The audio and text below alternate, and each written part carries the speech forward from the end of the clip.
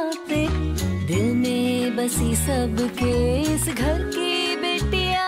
हर घर के हर दिल में बसा अमूल ताजा, हमेशा फ्रेश। इस घर की बेटियां।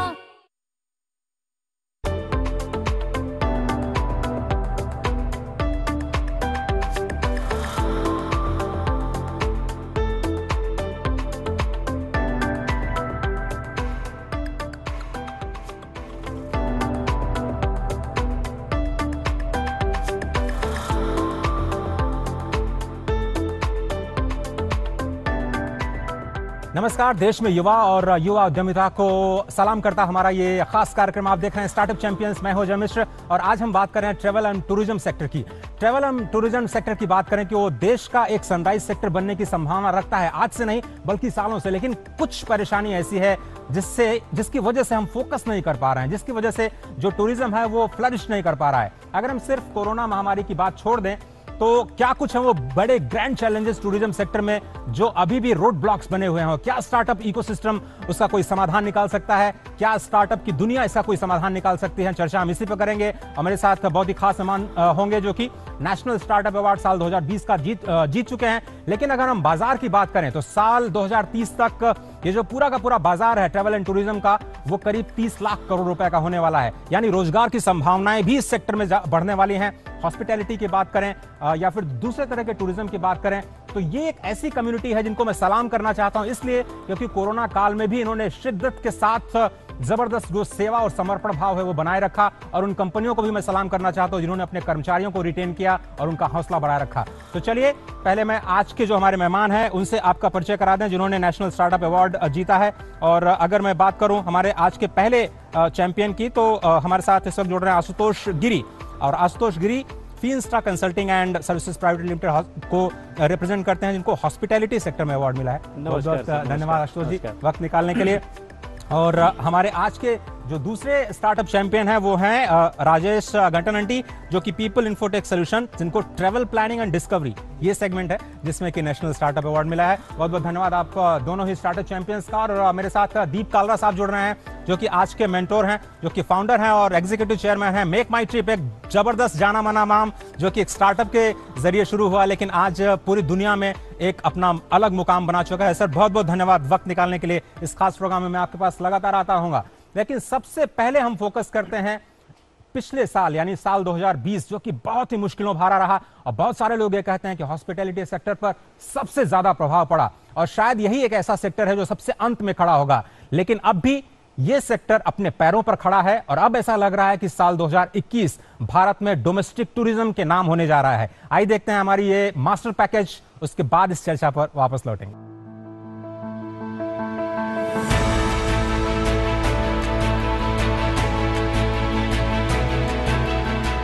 विश्व पर्यटन संगठन के आंकड़ों के मुताबिक साल 2020 के 10 महीनों में पूरी दुनिया के पर्यटन उद्योग को कोरोना संकट की वजह से गहरा धक्का लगा।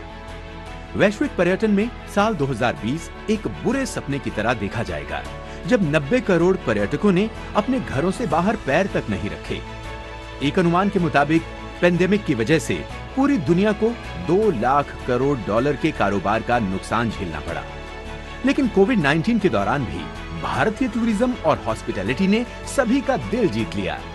इस कोरोना काल में भी देश की होटल इंडस्ट्री ने कोरोना से लड़ रहे मेडिकल युद्ध वीरों को अपने यहाँ रहने का साहसिक फैसला लिया और उन्हें सारी उचित सुविधाएं उपलब्ध कराईं। आंकड़ों में भले ही एशिया पैसिफिक क्षेत्र में टूरिज्म पर सबसे गहरा असर पड़ा, भारत इस कोरोना से संकट के बाद टूरिज्म चैंपियन बनकर उभरने जा रहा है। आइए उसके पीछे की कुछ वजहों को टटोलने की कोशिश करें। भारत में घरेलू और विदेशी पर्यटन की हिस्सेदारी 8 और 1 के अनुपात में है, यानी जितने लोग विदेश यात्रा पर जाते हैं उसका 8 गुना पर्यटन देश के भीतर होता है। सरकार ने साल 2022 तक घरेलू पर्यटकों से देश भर में कम से कम 15 जगहों पर जाने की अपील की है। देश में उड्डयन बाजार कोरोना से पहले के 60% के स्तर पर पहुंच चुका है। भुवनेश्वर और पटना जैसे नॉन मेट्रो की उड़ानें 70% से ज्यादा कैपेसिटी से काम कर रही हैं। देश का घरेलू पर्यटन उद्योग कोरोना से पहले के 80% के स्तर पर पहुंच चुका है। जम्मू कश्मीर, गोवा और मध्य प्रदेश घरेलू पर्यटन में वापसी की अगुवाई कर रहे हैं। इस बजट में देश के पर्यटन मंत्रालय का बजट बीते साल के मुकाबले 62% ज्यादा दिया गया है। यही नहीं, बजट में किए गए बुनियादी ढांचे के विकास के फैसले इस सेक्टर पर सकारात्मक असर डालेंगे। टूरिज्म एक ऐसा सेक्टर है जिसमें हर किसी के लिए कमाई के साधन है। कम से कम निवेश में अधिक से अधिक आमदनी टूरिज्म के माध्यम से संभव है। इसी सोच के साथ देश लोकल टूरिज्म के लिए वोकल हो, इसके लिए अनेक स्तरों पर काम चल रहा है। सरकार ने न सिर्फ ई वीजा स्कीम में शामिल देशों की संख्या में काफी वृद्धि की है, इसके साथ ही होटल रूम टैरिफ पर टैक्स को भी काफी कम किया है। स्वदेश दर्शन और प्रसाद जैसी योजनाओं के माध्यम से भी टूरिस्टों को आकर्षित करने के प्रयास किए जा रहे हैं। मुझे उम्मीद है जैसे जैसे कोरोना की स्थिति सुधरती जा रही है, वैसे ही बहुत जल्द ही टूरिज्म सेक्टर की रौनक भी फिर से लौट आएगी। बीते कुछ सालों में टूरिज्म सेक्टर में स्टार्टअप कंपनियों ने कई नवीन समाधान और सुविधाएं भी दी हैं। वो चाहे सस्ते रूम उपलब्ध कराना हो या फिर पर्यटकों को एंड टू एंड सॉल्यूशंस देना हो, ये स्टार्टअप कंपनियां सेक्टर की नब्ज को पहचान चुकी हैं, समझ चुकी हैं कि नए भारत की नई उम्मीदों पर पर्यटन उद्योग को भी नए नजरिए से ही देखना होगा।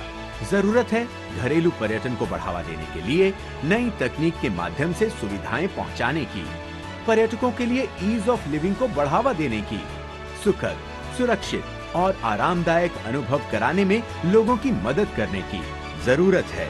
नए युवा भारत को नए नजरिए से देखने की। तो नए भारत के नए पर्यटन को नए नजरिए से देखने की जरूरत है। दीप कालरा साहब जो कि आज के हमारे मेंटोर हैं, उनके पास चलते हैं। कालरा साहब, 2020 हमें कुछ सिखा गया, क्या कुछ लर्निंग्स हैं 2020 की, और भारत की जो टूरिज्म एंड ट्रैवल इंडस्ट्री है कैसे वापस पटरी पर जल्दी से आ सकती है? जी अजय जी, फर्स्टली मेरे को बुलाने के लिए बहुत बहुत शुक्रिया। बहुत ही एक्साइटेड हूँ कि हम जो नए अपने स्टार्टअप चैंपियन से बात करेंगे आज, उनके नए आइडियाज सुनेंगे और हमें ये ज़रूरत है।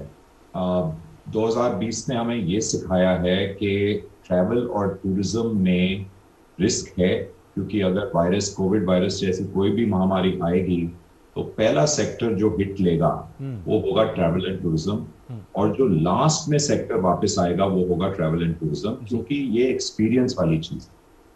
पर मैं ये बोलना चाहता हूँ कि 6 महीने जो बहुत ही कठिनाई के थे, उसके बाद हमने जब देखा कि लोग बाहर निकलना चाहते हैं और निकलने लगे, डोमेस्टिक टूरिज्म वापस आने लगा। दिसंबर में आप देखिए, और ये जनवरी और फरवरी में भी वही ट्रेंड चलता जा रहा है। बस जो पिछले हफ्ते से थोड़ा सा टेंशन हो गई है कि महाराष्ट्र और केरल में जो हो रहा है और ये केसेस बढ़ रहे हैं, पर अब तक हम देख रहे थे कि 50% से ज्यादा अपने होटल्स में ऑक्यूपेंसी हो गई थी, 50% कोविड लेवल से पहले। तो प्री कोविड लेवल आप 100 पे लें तो होटल्स में 50% हो चुकी थी। उसके अलावा अगर आप देखो तो ये जो ऑल्टरनेट अकोमोडेशन है, होम स्टे मार्केट जो है, विलास हैं, वो बहुत पॉपुलर हो गए हैं। और इसमें भी अब ये नया काइंड ऑफ अकोमोडेशन हो गया है, जो होटल के साथ साथ लोग विलास चाहते हैं ताकि वो आराम से अलग होके रह सकें, ड्राइविंग हॉलिडे पे जाएं, अलग से रह सकें, बहुत सेफली रह सकें। तो अब ये मेन स्ट्रीम हो गया है। आप मेरे साथ बने रहिए। हमारे जो स्टार्टअप चैंपियंस हैं उनकी कहानियों पर भी मैं आपसे रिएक्शन लूंगा इस कार्यक्रम में। बहुत बहुत धन्यवाद इस ओपनिंग कमेंट के लिए। लेकिन आज की जो हमारी पहली कहानी है, अब उसका रुख करते हैं। और आज हम ये खूबसूरत कहानी, जो पहली कहानी है, वो हम लेकर के आए हैं भोपाल की खूबसूरत नगरी से। और भोपाल में एक तरह से अगर स्वच्छ भारत की बात करें तो 2014 में भले ही ये शुरुआत की गई, लेकिन स्वच्छता सर्वेक्षण के लिहाज से Bhopal one of the top cities माना गया है। स्टार्टअप इकोसिस्टम भी वहाँ का एक जबरदस्त है। और आशुतोष गिरी ने जब सोचा कुछ ऐसा कॉन्सेप्ट जो लोगों को पब्लिक यूटिलिटी सिस्टम एक ऐसा प्रदान करी जो कि स्मार्ट हो, स्वच्छ हो और खास तौर पर जो परिवार में सभी लोगों को कैटर करता हो, तो एक स्मार्ट सा सोल्यूशन लेकर के आए हैं आशुतोष। आइए देखते हैं कहानी फ्रेश रूम्स की, और उसके बाद इस जबरदस्त चर्चा पर वापस लौटेंगे।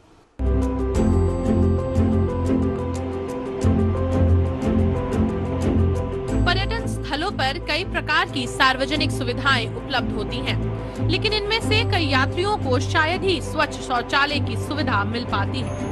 इसी समस्या का स्मार्ट समाधान करने के इरादे से एक स्टार्टअप लेकर आया है फ्रेश रूम्स का स्मार्ट कॉन्सेप्ट, जिसके जरिए पेश किया जा रहा है यात्रियों पर्यटकों के लिए स्मार्ट टॉयलेट्स का मॉडर्न स्वरूप। ऐसी कई सार्वजनिक जगहें हैं, पर्यटन स्थल हैं, जहां लाखों हजारों की संख्या में रोज लोगों की आवाजाही होती है। ऐसी ही जगहों पर भी फ्रेश रूम्स एक ऐसा स्टार्टअप है जो कि स्वच्छ साफ शौचालय लोगों को मुहैया कराने में सक्षम है। फ्रेश रूम्स के फाउंडर आशुतोष गिरी कुछ वर्ष पहले एक एमएनसी में नौकरी किया करते थे, लेकिन उद्यमी बनने का सपना देखते थे और इसी सपने को पूरा किया है एक सोच ने। इतना ट्रैवल करने के बाद में नेचर कॉल की कोई लिमिट नहीं है। तो जब 2014 में स्वच्छ भारत मिशन आया, तब एक ऐसा फील आया कि कुछ ऐसा क्रिएट करना चाहिए कि जो कि सोसाइटी पे भी इम्पैक्ट करे। और ये जो प्रॉब्लम है, जो कि मेरे ऐसे कई सारे डेली ट्रैवलर्स हैं जो फेस करते हैं, उनको ये समस्या आती है। हमने देखा कितने लोग इस चीज़ से, प्रेग्नेंट लेडीज़ भी इस चीज़ से कितनी ज़्यादा प्रॉब्लम है। वो लाइन में खड़ी हैं, लाइन में जाने के बाद उतनी देर वेट कर रही हैं, उसके बाद भी जब वो एंटर कर रही हैं उनको क्लीन वॉशरूम नहीं मिल रहा है एंड वो वापस आ रही हैं। तो हमें वहीं से लगा कि नहीं, अब अगर आइडिया आया है, इस आइडिया को हमें एक प्लेटफॉर्म देना होगा। आशुतोष ने स्मार्ट, इको फ्रेंडली, हाइजीनिक शौचालय बनाने के लिए आवश्यक सैनिटरी सुविधाओं को सुधारने के लिए कई तकनीकों पर काम किया। सबको लगता था कि ये सपना है, मतलब कि automatic toilet sheet normal public toilet में क्यों लगाएंगे हम। नॉर्मल टॉयलेट तो लोग चुरा के ले जाते हैं, नल चुरा के ले जाते हैं। आप टैप सेंसर बेस्ड लगाना चाहते हो, QR कोड से डोर ओपन करना चाहते हो, एक भी दिन इंफ्रास्ट्रक्चर टिकेगा नहीं। बड़ी मुश्किलों से फिर हमने पहले आउटलेट को भोपाल में बनाया और लोगों ने इसे बहुत पसंद किया। फ्रेश रूम्स ने कई जगहों पर अपने स्मार्ट टॉयलेट्स और उसके साथ ही कई अन्य सुविधाओं के यूनिट्स बनाए हैं। नहाने, खाने से लेकर आराम करने, सोने और वर्क स्टेशंस की भी सुविधा कई फ्रेश रूम्स के यूनिट्स पर उपलब्ध है, जो इसे यात्रियों के लिए वन स्टॉप डेस्टिनेशन बनाता है। हमने 6 प्रकार के वेरिएंट बनाए हुए हैं। 100 स्क्वायर फीट से लेकर हम 10,000 5,000 स्क्वायर फीट तक के भी मॉडल्स क्रिएट कर सकते हैं। मॉडल के हिसाब से नॉर्मली 3 प्रकार के सोर्सेस हमारे साथ में हैं, हमेशा रहते हैं। एक हमारे पास में कैफ़े है, टॉयलेट है, और एक हमारे पास में एडवर्टीजमेंट स्क्रीन भी होती है, जिससे हम रेवेन्यू अर्न करते हैं। हमारे पास में उसके बाद में नैप जोन की फैसिलिटी अवेलेबल है, जो कि बहुत ही, हमने 250 रुपीज़ में 3 hours fully air condition room हम प्रोवाइड करा देते हैं ट्रैवलर को। हमने 10 रुपये में हम एक चाय देते हैं, फ्री टॉयलेट यूजेस देते हैं, प्लस आधे घंटे के लिए फ्री वाईफाई भी देते हैं।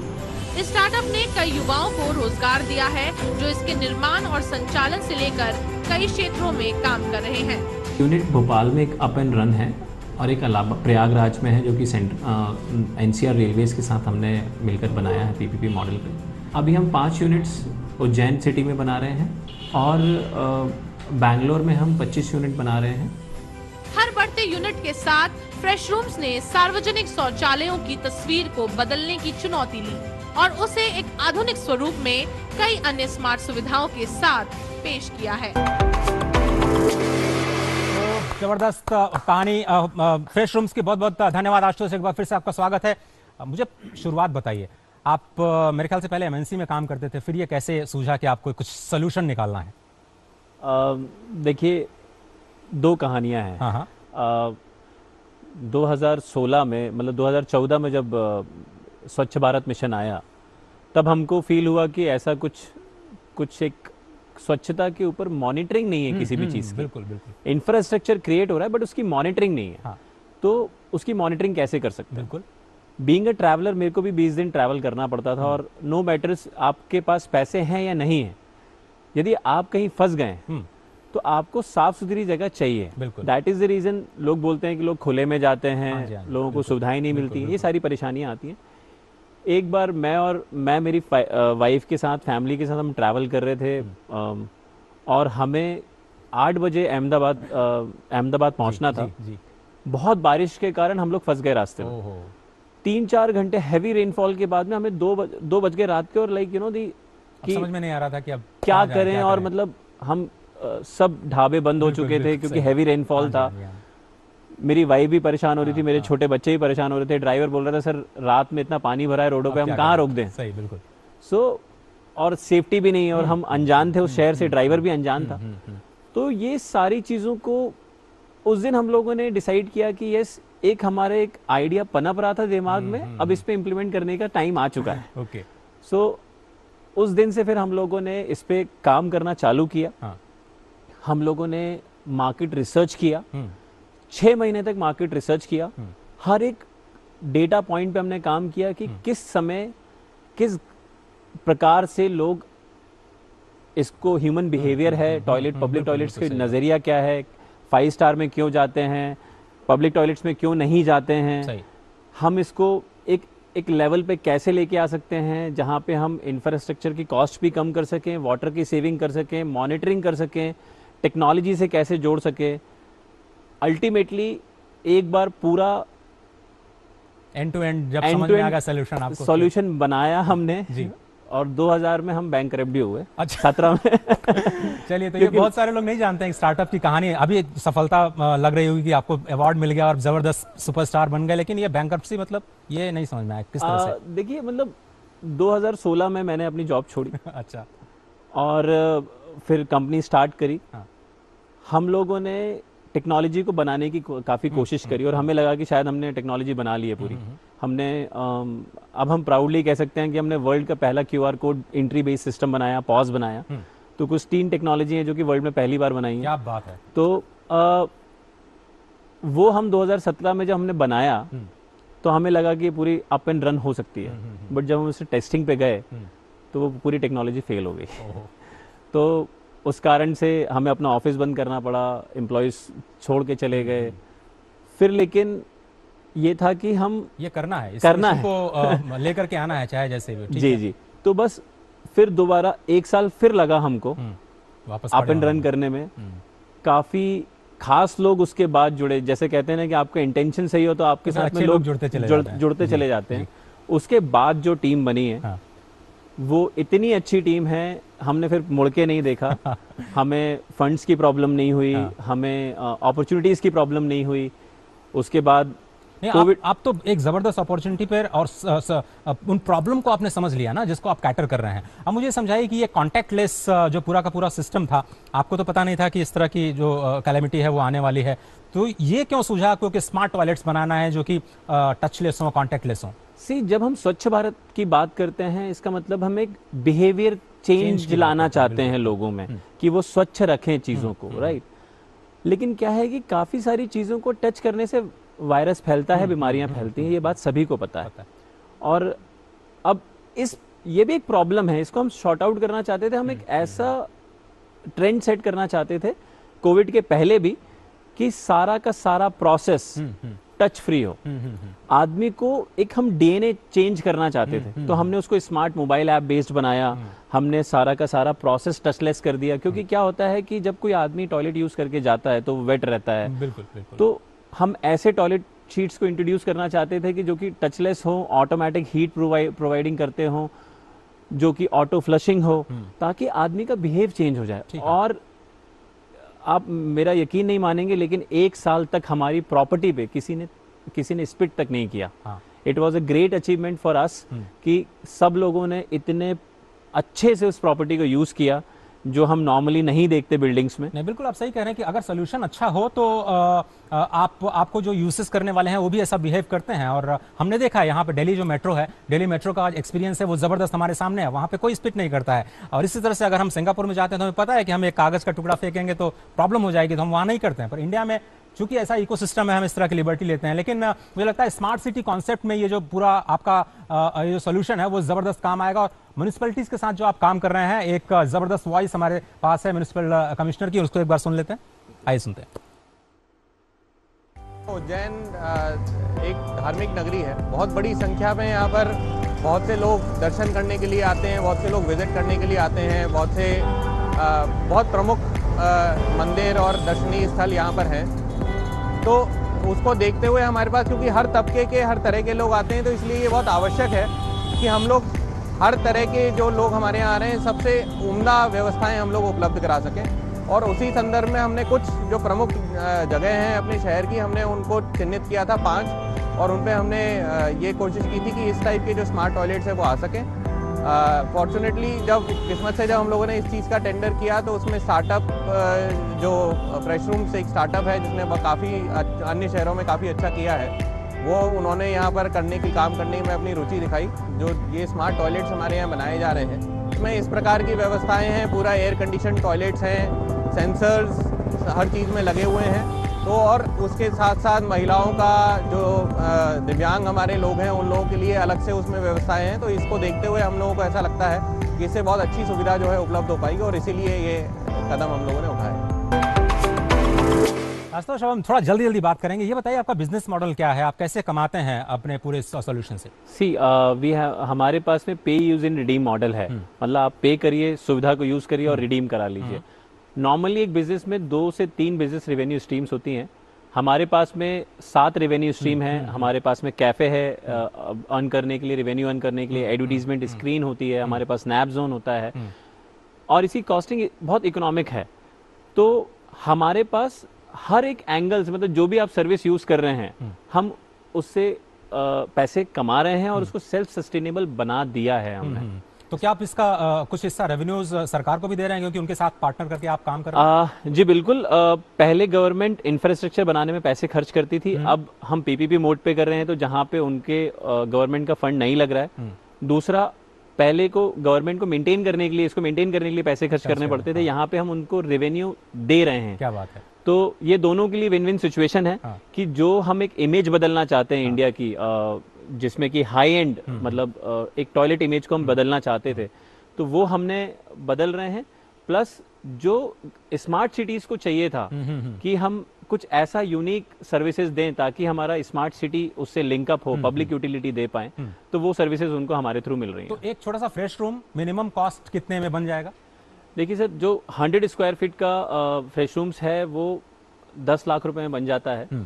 फिर जो नॉर्मली एक एवरेज जो सिटी की रिक्वायरमेंट होती है 250 square feet to 400 square feet, वो 15 से 20 लाख रुपए में बन जाता है। ठीक है कि आपका जो सफर है उतना आसान नहीं रहा, और किसी भी स्टार्टअप की दुनिया में जो सफर होता है आसान नहीं होता है, और सबसे ज्यादा अगर कोई सफर करता है उस सफर में तो वो है परिवार वाले। आपके कुछ परिवार वालों की कहानी हमारे पास है, आइए सुनते हैं।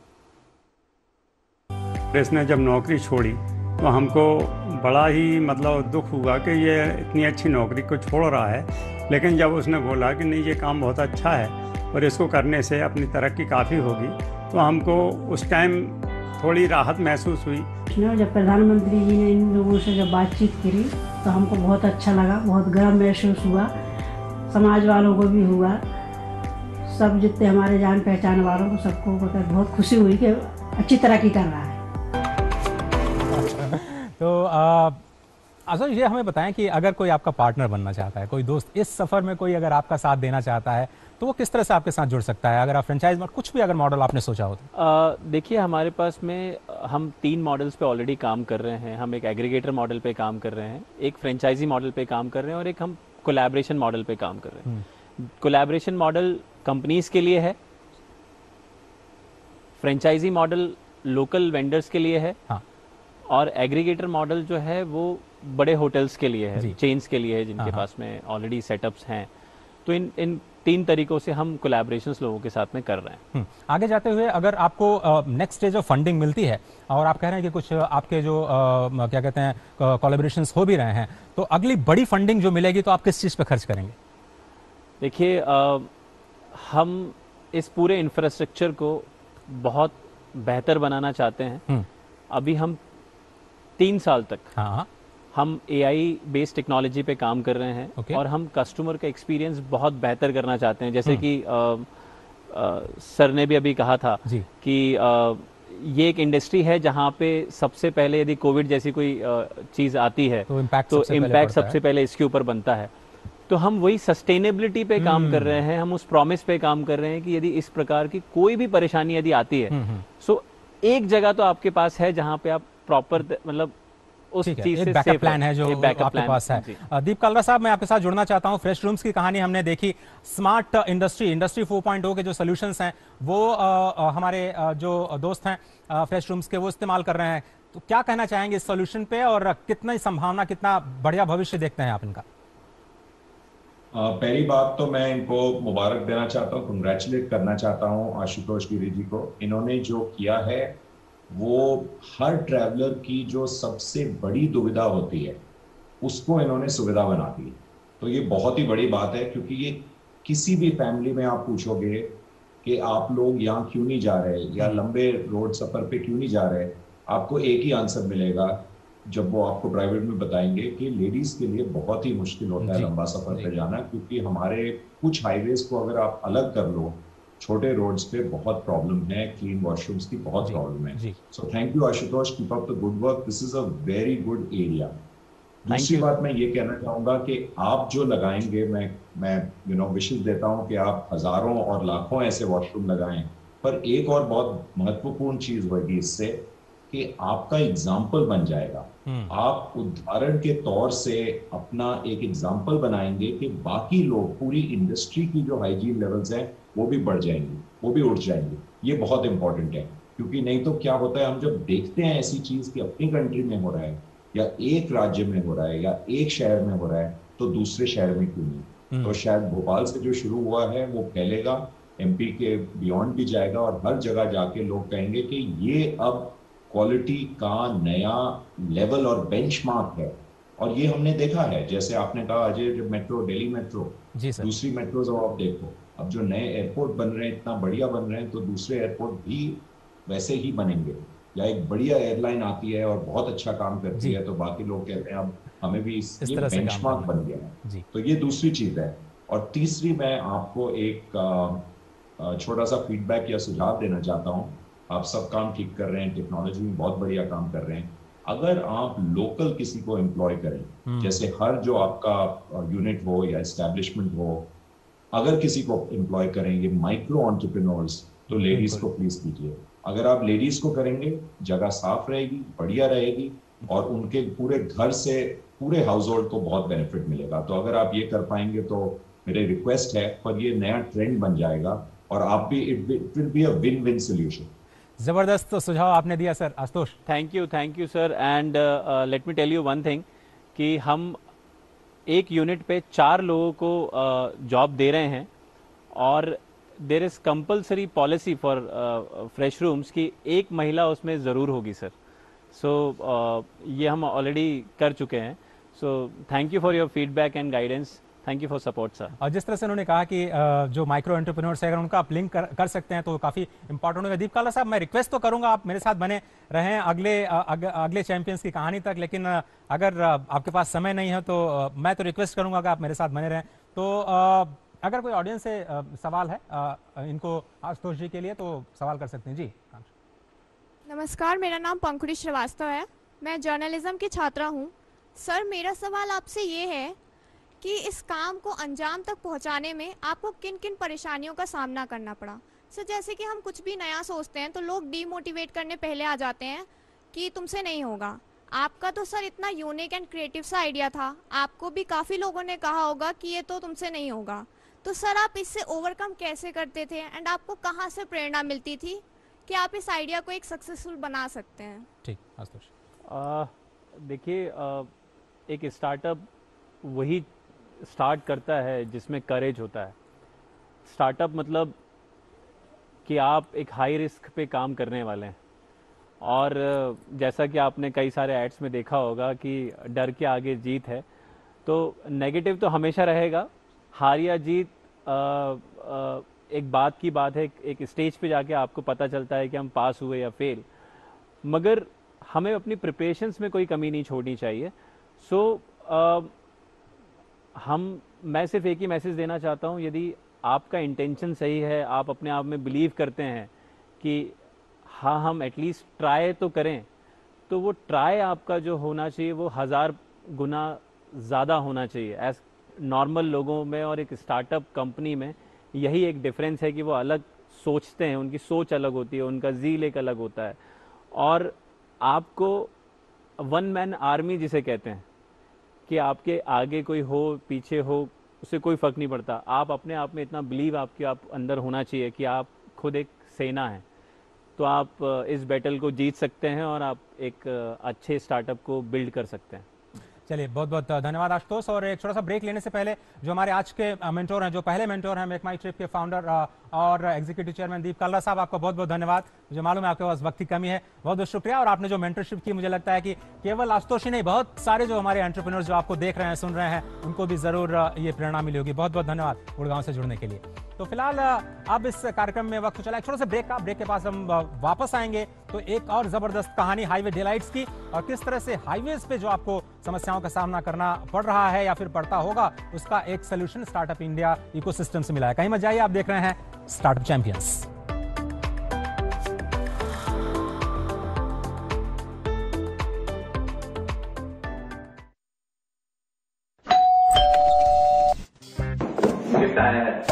अरे वाह, लेजेंड की बैट, इससे मैं खेलूंगा। फ्यूचर बैटिंग लेजेंड मैं। इसमें जिसका नाम लिखा है बैट उसी को मिलेगी। अरे यार, देखा, अगर इस पे मेरा नाम नहीं लिखा होता तो कितनी दिक्कत हो जाती। इसलिए आरबीआई कहता है बैंक अकाउंट हो या बैंक लॉकर, उसमें नॉमिनी का नाम जरूर दर्ज करें, ताकि आपकी जमा पूंजी उसी को मिले जिसे आपने नामित किया। आरबीआई कहता है जानकार बनिए, चौकन्ने रहिए।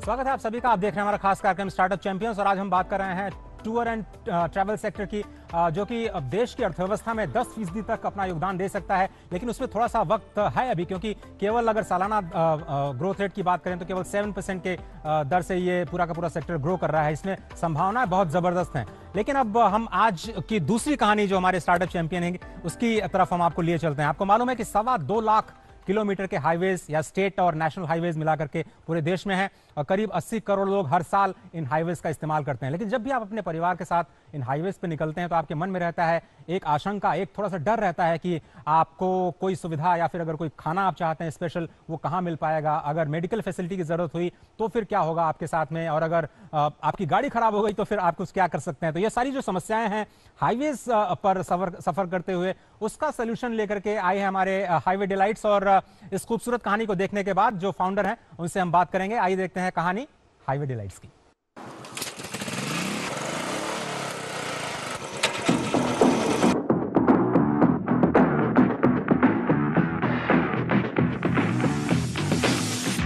हाईवे पर लंबे सफर के दौरान खाने पीने की या सामान्य जरूरत की चीजों का पता नहीं होता।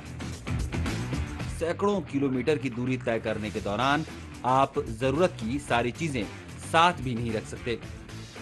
इस समस्या को हल करने का प्रयास किया है बेंगलुरु के एक स्टार्टअप हाईवे डिलाइट ने। इसका आइडिया मुझे मेरे खुद पर्सनल एक्सपीरियंस जो मैंने किया हाईवे ट्रैवल में, उसके जो परेशानियां थी और कठिनाइयां थी, उसको देख के मैंने ये ऐप डिज़ाइन किया है। जो सबसे बड़ी दिक्कत हमें हाईवे ट्रैवल पे आती है वो ये है कि जिस पिट स्टॉप या जो भी स्टॉप हमें लेना है हाईवे पे, उसको कैसे हम पता चले कि वो पिट स्टॉप हमारे लिए सही है, हमारे मुताबिक है कि नहीं है। तो उसको नज़र में रखते हुए हमने ये ऐप डिज़ाइन किया है, जिसमें हमने हर एक पिट स्टॉप को वेरीफाई किया है, उसकी फैसिलिटीज़ वेरीफाई करी हैं कि उसमें वहाँ पे कौन सी फैसिलिटीज़ अवेलेबल हैं ट्रैवलर्स के लिए, जैसे कि वहाँ पे वॉशरूम है, पार्किंग है, गेटेड पार्किंग है, एसी है, डिजिटल पेमेंट्स के लिए कार्ड्स अवेलेबल हैं, और उसके अलावा वहाँ पे वुमेन फ्रेंडली फैसिलिटीज़ और children friendly facilities, play area, washrooms, baby change rooms. So ये सारी चीज़ें को नज़र में रख के हमने ये ऐप डिज़ाइन किया है, ताकि हम हर एक ट्रैवलर को ये बता सकें कि इस हाईवे ट्रैवल में आपको अगर कोई अच्छा पिट स्टॉप अगर चाहिए तो आप हमारे ऐप पे आके ये फैसिलिटी और इन्फॉर्मेशन देख के आप अपना पिट स्टॉप डिसाइड कर सकते हैं। हाईवे डिलाइट का सफर शुरू हुआ साल 2015 में। शुरुआती यूजर्स बैंगलोर के कुछ बाइकिंग ग्रुप थे, जिनकी वीकेंड बाइकिंग या क्रॉस कंट्री सफर की दिक्कतें इस ऐप के इस्तेमाल से कम हुई। We used to face a lot of challenges where we couldn't get any mechanics on way during a breakdown or something, or any good restaurants where healthy food or hygiene food is not available, or clean toilets. This app is having a pan-India presence. Suppose if I go to even Tamil Nadu or even Andhra Pradesh, I can find the restaurants in the highway where I can sit out and relax and the food is good. पिछले दशकों में भारत में highway और सड़कों का जाल फैला है। देश की आर्थिक स्थिति बेहतर हुई तो पर्सनल गाड़ियों की तादाद बढ़ी। लोग पब्लिक ट्रांसपोर्ट के साथ ही खुद की गाड़ियों में भी अब खूब सफर कर रहे हैं और जरूरत के साथ तकनीक का इस्तेमाल आपकी राह को और भी आसान बना सकता है। देश के सैकड़ों किलोमीटर हाईवेज को एक साथ जोड़ने के साथ ही उन हाईवेज के आसपास रहने वाले सभी सुविधाओं को इस ऐप पर जोड़ा गया है, ताकि जब आप देश के किसी हिस्से से दूसरे हिस्से की यात्रा कर रहे हो तो आपको हमेशा पता हो कि अगले आने वाले 1 या 2 घंटे में कौन कौन सी सुविधाएं आपके आसपास से होकर गुजरने वाली हैं। इसके अलावा अगर आपकी गाड़ी को खराबी हो जाए, अगर आपको कोई अर्जेंट या तत्काल राहत या मदद की जरूरत हो, तो भी ये ऐप आपको वो सुविधाएं पहुंचाने का काम करती है। अली साहब, अब शुरुआत करते हैं। हमारे साथ जो फाउंडर है राजेश इस वक्त हमारे साथ है। राजेश, अगर आप ये सोल्यूशन थोड़ा पहले बना देते तो आशुतोष जी को दिक्कत न होती उस दिन जो अपने परिवार के साथ। तो ये आइडिया कैसे आया आपके दिमाग में कि हाईवे पे ये सोल्यूशन देना है? जी, आइडिया जैसे स्टोरी में बताया गया कि मतलब मेरा ओन पर्सनल ट्रैवल एक्सपीरियंस से मुझे ये एज ए बिजनेस ट्रैवलर जब मैं ट्रैवल करता था as a part of consulting job, मुझे खुद इतनी दिक्कतें आती थी कि कहाँ पे कौन सा पिट स्टॉप ज़्यादा अच्छा है, सेफ है और रात को रुकने के लिए कौन सी जगह सही रहेगी। ये सारी चीज़ों को मैंने खुद पर्सनली एक्सपीरियंस भी किया है और मेरा फैमिली बैकग्राउंड भी, because I am come from defence family background, मैंने बचपन से काफ़ी ट्रैवल इंडिया में किया है हर जगह पे। तो ये मुझे लगा कि ये एक ऐसा प्रॉब्लम है जो काफ़ी हद तक लोगों को एक इम्पैक्ट दे सकता है। और वेरीफाइड इंफॉर्मेशन जो हमने पहले दिन से शुरू किया, इसका रीजन भी ये था कि जब मैं खुद हाईवे पे गया और हमने देखा कि एसी रेस्टोरेंट, बट जब अंदर जाते हैं वहाँ एसी रहता ही नहीं है। okay. और तो ये सारी चीजें जो लोगों को गुमराह करने के लिए हाईवे पे, क्योंकि काफी हद तक लोग क्वेश्चन नहीं करते हैं, द बेस उससे काम चला काम चला लेते हैं। और जैसे दीप सर जुड़े थे हमारे साथ, तो जैसे बहुत भी बड़ा प्रॉब्लम है बस ट्रैवलर में, वुमेन ट्रैवलर्स नहीं ट्रैवल करती हैं, बिल्कुल सही बात है, because of lack of good pit stops. तो ये जो सारी चीजें पिट स्टॉप्स हाईवे को लेके है, तो ये मतलब इतना बड़ा सोचना नहीं पड़ा कि प्रॉब्लम बड़ा है, प्रॉब्लम तो बड़ा था ही, बस एक अप्रोच चाहिए था और एक स्टार्ट चाहिए था, तो हमने शुरू लेकिन क्या आपका बैकग्राउंड क्या है? IT सॉफ्टवेयर है आप, आपके फाउंडर से कैसे आप मिले, ये थोड़ा सा बताएं हमें। जी, मैं मैकेनिकल इंजीनियर हूँ। अच्छा। और TCS में भी मैंने काम किया है, तो had mix of both IT as well as दूसरे सेक्टर का। तो ओरिजिनल आइडिया आपका था, और फिर ये टीम कैसे बनाई? क्योंकि टीम सबसे इंपॉर्टेंट होती है अगर स्टार्टअप की बात करें, उसको बिल्ड करना, जिसका जिक्र आशुतोष भी कर रहे थे। जी, या बिल्कुल सही कहा आपने, टीम बनाना और उसको साथ में जोड़ के रखना, एक मतलब एक अगर आपका पर्पस सही हो और बड़ा हो, तो टीम मेरे ख्याल से धीरे धीरे आप सही लोगों को चुन लेते हैं और आपको वो आगे ले जाते हैं। रितेश अग्रवाल हमारे साथ जुड़ रहे हैं, उनके साथ एक बार बात कर लेते हैं। रितेश जी, धन्यवाद। अभी बहुत जबरदस्त आप हमें दिखाई दे पा रहे हैं, आप दुबई से हमारे साथ जुड़ रहे हैं। तो ये रितेश, आप कहाँ से हैं? ये तो बैंगलोर और चेन्नई वाले स्टार्टअप इकोसिस्टम की बाजी मार रहे हैं, आप थोड़ा सा अपनी शुरुआत बताएं, थोड़ा और लोग इंस्पायर हो पाए। बहुत बहुत धन्यवाद मुझे आप लोग के साथ जुड़ने के लिए अजय जी, और इतने अमेजिंग स्टार्टअप स्टोरीज से मिलवाने के लिए। मैं तो पूरी तरीके से भारतीय हूँ sir, born and brought up in Orissa Andhra Pradesh border, and company बनी हमारी दिल्ली गुड़गांव में, तो इसलिए उड़िया, तेलुगु, हरियाणवी सब बोल लेते हैं थोड़ी थोड़ी। ठीक है। और ये हाईवे डिलाइट जो अभी ये प्रॉब्लम कहें कि जो ग्रैंड चैलेंजेस हैं, लोग डोमेस्टिक टूरिज्म को हम प्रमोट तो करना चाहते हैं, लेकिन मुझे लगता है छोटी छोटी समस्याओं पर हम ध्यान नहीं देते हैं। हम बड़ी चीजें शायद हम फोकस कर पाते हैं, लेकिन छोटी चीजों पर ध्यान हमारा नहीं रहता है, जिस तरह से आपने शुरुआत की। बिल्कुल, देखिए हमेशा जो है कोई भी कंपनी अगर आप देखें जो कि किसी बड़ी चीज को करने के लिए शुरू करते हैं, आप देखेंगे कि उस तरह की कंपनी तो बहुत सारे लोग कोशिश कर ही रहे होते हैं, बट जो भी बिजनेसेस छोटी इनसाइट से शुरू होती है, हमारी कंपनी एक छोटी इनसाइट से शुरू हुई कि साफ सुथरा कमरा 1500 रुपए में नहीं मिलता दिल्ली में या गुड़गांव में। तो उसी तरीके से मुझे बड़ी खुशी है कि जिस तरीके से हाईवे डिलाइट ने एक छोटा सा इंसाइट देखा कि कैसे भारत में अगर लोग रोड में ट्रैवल करते हैं, हाईवेज में ट्रैवल करते हैं, उनको छोटी छोटी सुविधाएं नहीं मिलती। मेरे हिसाब से मुझे 3 बड़ी इसमें जो है बड़ी आकर्षक चीज़ें लगती हैं। मैं ये दूसरी बार सुन रहा हूँ हाईवे डिलाइट के फाउंडर्स को। पिछली बार मैं उनको पिच करते हुए सुना अवार्ड के लिए। मुझे पहली चीज़ जो बहुत ही इंटरेस्टिंग लगी थी, मैं उस समय की नोट्स निकाल रहा था, जो कि अभी बजट के बाद में काफ़ी बेहतर हो गई है। अगर आप देखें इस साल के भारतीय बजट में बहुत सिग्निफिकेंट इंफ्रास्ट्रक्चर को लेकर के इन्वेस्टमेंट हो रहा है। बिल्कुल।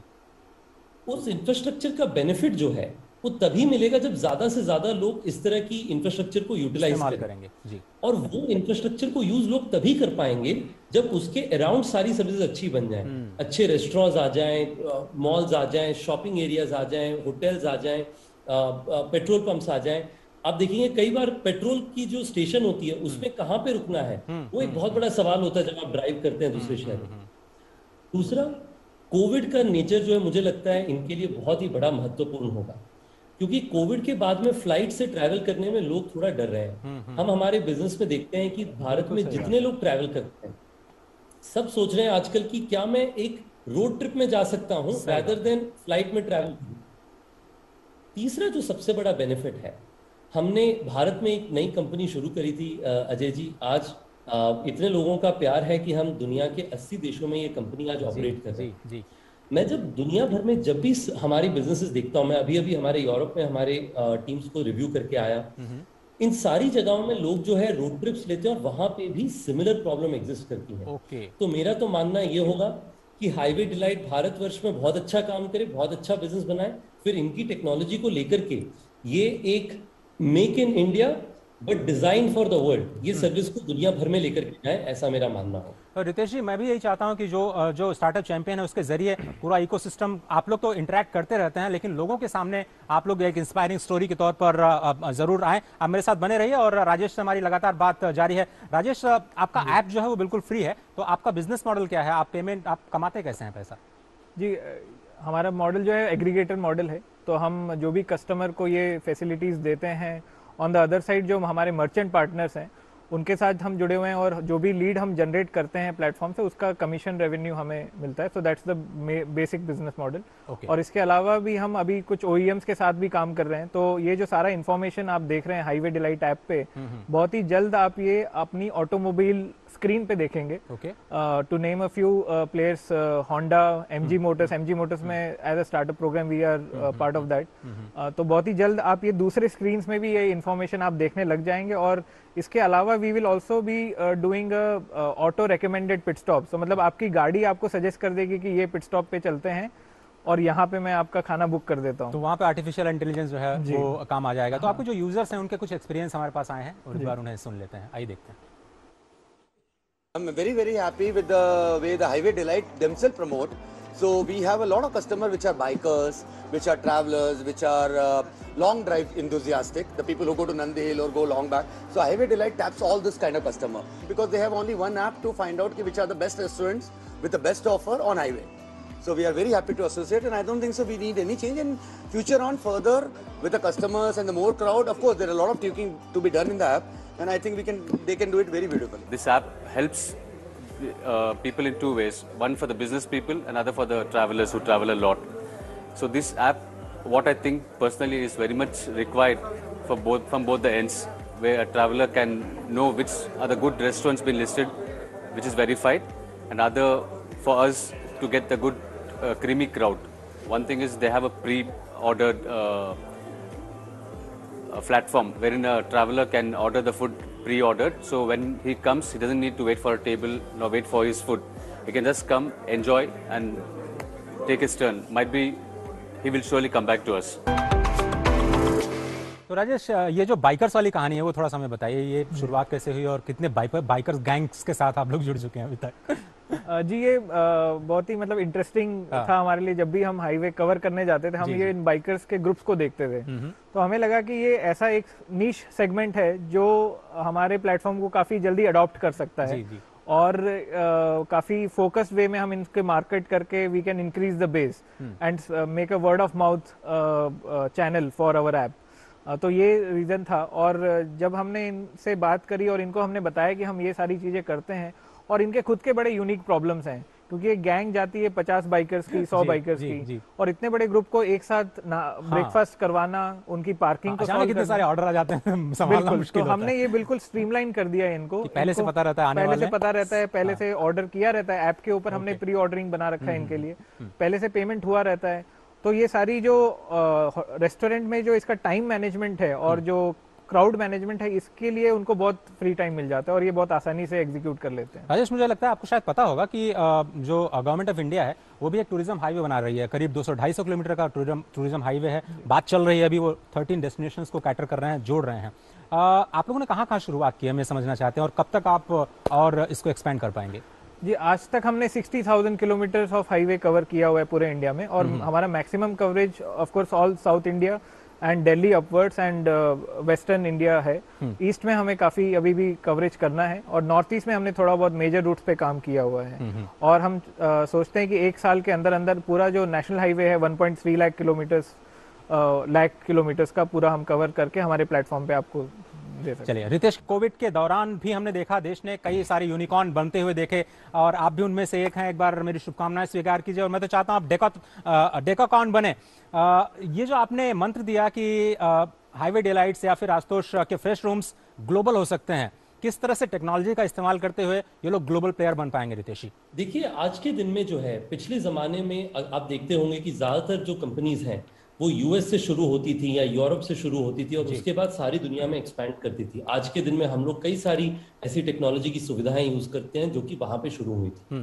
भारतवर्ष में हमारे पास में दुनिया का सबसे बेहतर इंजीनियरिंग टैलेंट है। जैसा कि आपने कहा, बैंगलोर और चेन्नई से तो आपका स्पेशल मोहब्बत है, उसके साथ साथ आजकल दिल्ली में भी हमारे पास बहुत अच्छे इंजीनियर्स आ गए हैं। तो अगर हमारे पास में इतनी अच्छी क्वालिटी टैलेंट है, और टेक्नोलॉजी में आज के दिन में ये फर्क नहीं पड़ता कि आप कैलिफोर्निया में है या कैलकाटा में है, आप जहां से भी शुरू करें, आप अच्छी टेक्नोलॉजी लेकर के सारी दुनिया में उसकी सर्विसेज मुहैया करवा सकते हैं। तो मुझे लगता है कि जैसे ही हाईवे डिलाइट या फ्रेश रूम्स जैसी कंपनीज हैं जिनका बेसिक इंफ्रास्ट्रक्चर और इंडिया में बेसिक स्केल आ जाएगा, वो उसी सर्विसेज को लेकर के भारत के जो इनिशियल कस्टमर बेस जो उनके हैं उस तरह के दूसरे यूजर्स तक पहुंच सकते हैं, और उसके बाद वैसे ही टेक्नोलॉजी लेकर के सारी दुनिया में अपने कंज्यूमर्स तक पहुंच सकते हैं। रितेश अग्रवाल किस तरह से एक बड़े ब्रांड बने? आप एक सुपरस्टार के तौर पर देखे जाते हैं। जब भी मैं शायद लास्ट आपसे GS हैदराबाद में मिला था, और एक जो भीड़ आपके आसपास जमा हुई वो जबरदस्त थी। ब्रांड कैसे बने आपकी तरफ जो नए यंग एंटरप्रेन्योर्स हैं? मुझे लगता है जो दूसरे एंटरप्रेन्योर्स हैं उनके लिए मेरे पास 3 रिकमेंडेशंस होंगी। सबसे पहले, कोशिश करें कि आप जो भी सर्विस पहुंचा रहे हैं उसके अंदर क्वालिटी का पूरा ध्यान दें, क्योंकि जैसे मैंने जो वीडियोस देखे कस्टमर्स के या फिर जो आसपास के लोग हैं जहां पे सर्विसेज मुहैया हो रही हैं, वो क्वालिटी का बहुत फायदा होगा। दूसरा, इंश्योर करें कि अगर आपसे कोई अच्छी चीज हुई या गलती हुई, दोनों में उसे एक्नॉलेज करें। कोई बड़ा या छोटा नहीं हो जाता अगर आप अपनी गलती को एक्सेप्ट करें और कहें कि हम इससे और बेहतर करेंगे। मुझे बड़ी अच्छी लगी कहानियां फ्रेश रूम के फाउंडर की, जिन्होंने खुद से कहा कि मेरी मुश्किल वक्त आए थे और उसके बाद हमने वापस से बाउंस बैक किया। ये एक एंटरप्रेन्योर की बहुत इंपॉर्टेंट स्किल सेट होती है। और तीसरा जो मुझे लगता है कि सबसे इंपॉर्टेंट है, इस अपने रूट से जुड़े रहे। मैं रायगढ़ नाम की जिले से हूँ उड़ीसा में, मैं बड़े गर्व से कहता हूँ कि मैं वहां से हूँ। तो जितना आप अपने रूट से जुड़े रहेंगे, कि मैं इंदौर से हूँ या भोपाल से हूँ और मैंने ये बिजनेस बनाया और सारे देश और दुनिया में लेकर के गए हैं, तो उतना आपको लोग जो है आपसे स्नेह करेंगे। ये मेरी 3 लर्निंग। बहुत बहुत धन्यवाद रितेश अग्रवाल जुड़ने के लिए हमारे साथ, और हमारे जो दर्शक हैं उनसे भी हम सवाल लेना चाहेंगे। जी मैडम, पूछिए अपना सवाल। मेरा नाम आयशा शर्मा है, और मेरा सवाल है कि जब भी हम कोई चीज़ नई स्टार्ट करते हैं तो हमसे कुछ छोटी छोटी अनजाने में गलतियां हो जाती हैं।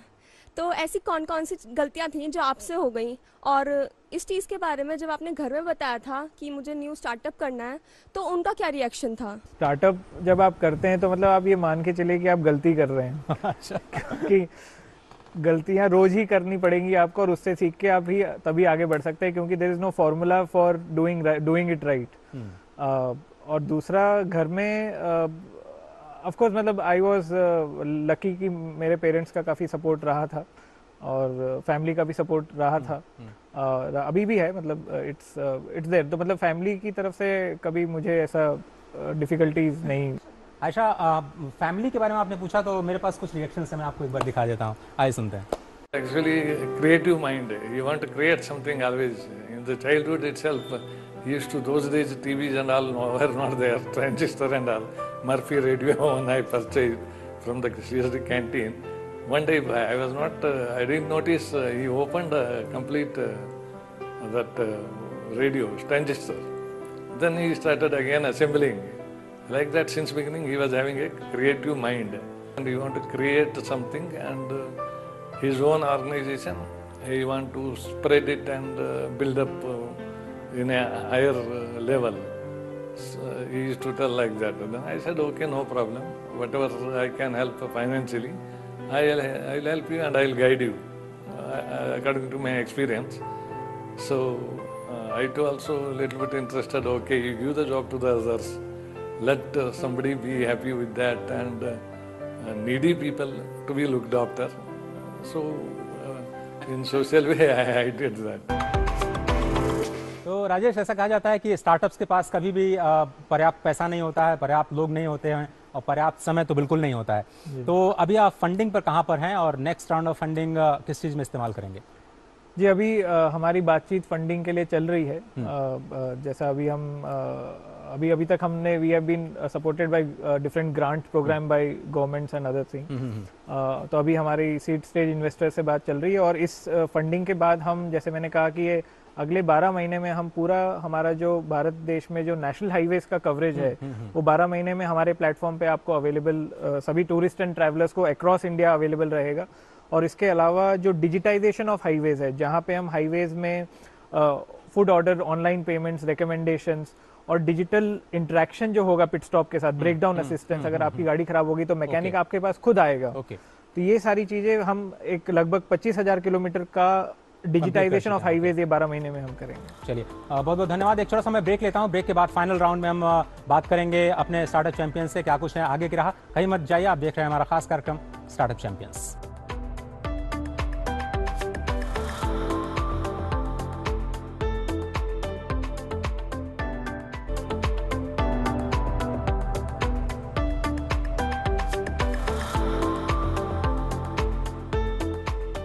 तो स्वागत है आप सभी का। आप देख रहे हैं हमारा स्टार्टअप चैंपियन का टूर एंड ट्रैवल स्पेशल और अब हम अंतिम सेगमेंट में आ गए हैं इस प्रोग्राम के, जहां पर हम लेंगे फाइनल कमेंट्स। लेकिन उससे पहले एक जबरदस्त सवाल, एक और हमारे टूरिज्म स्टार्टअप हैं हमारे साथ, राहुल जी पूछिए अपना सवाल। Congratulations to both of you, Ashutosh and Rajesh.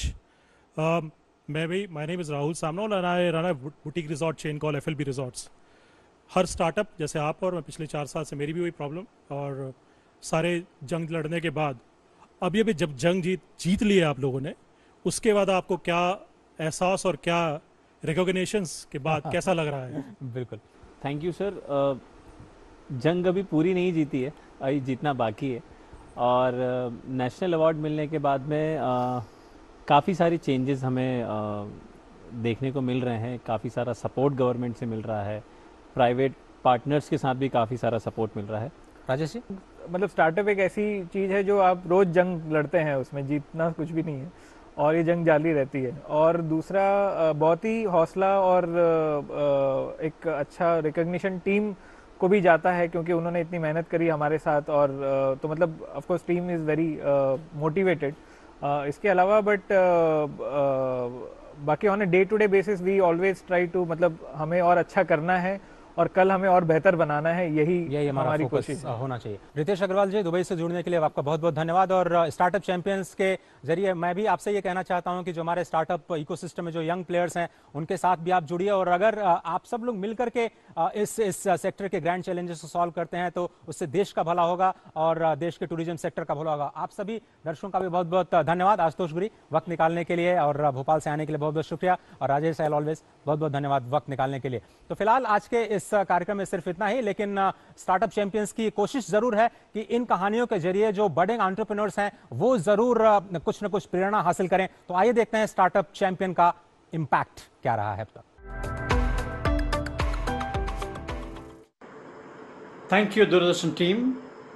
It was a great honor for Jackfruit 365 to be part of the Startup Champions program in the agriculture and food processing sector. The kind of response which we got was unimaginable. we received calls from an MLA in Arunachal Pradesh to a diabetic patient in Bhubaneswar. We could not have achieved this level of reach without the national audience coverage of Doordarshan. ये राष्ट्रीय कार्यक्रम ने देश और विदेश दोनों जगह हमारे प्रोडक्ट के बारे में कुतूहल पैदा किया है और हम देख रहे हैं कि हमारे पास इसकी पूछताछ के लिए जो कॉल्स आते हैं वो उसमें वृद्धि हो रही है। हमें इतना बड़ा मंच और अपना समर्थन प्रदान करने के लिए हम आपके दिल से आभारी हैं। धन्यवाद डीडी न्यूज़ कि आपने हमें अपने काम, अपनी कार्यशैली को अपने प्लेटफॉर्म पर दिखाने का मौका दिया।